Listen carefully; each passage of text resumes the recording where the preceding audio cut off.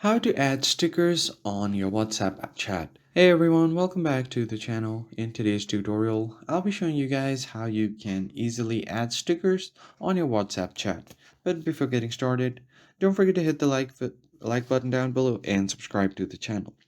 So the first thing you need to do is head over to the chat where you want to send your stickers to. So right here, I'm going to send some stickers.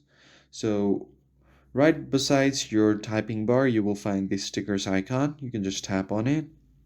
You can add different animated stickers, emojis, GIFs, and you can also add your avatar.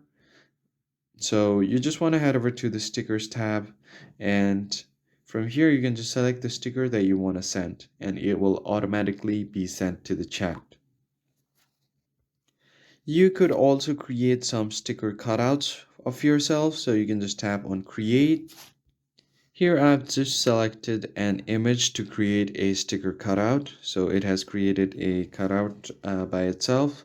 Now you can just go ahead and tap on next to send it to your chat. So that's pretty much it, guys. That's how you easily send some add WhatsApp stickers on your chat. I hope you found this tutorial helpful, and I'll see you guys on the next one.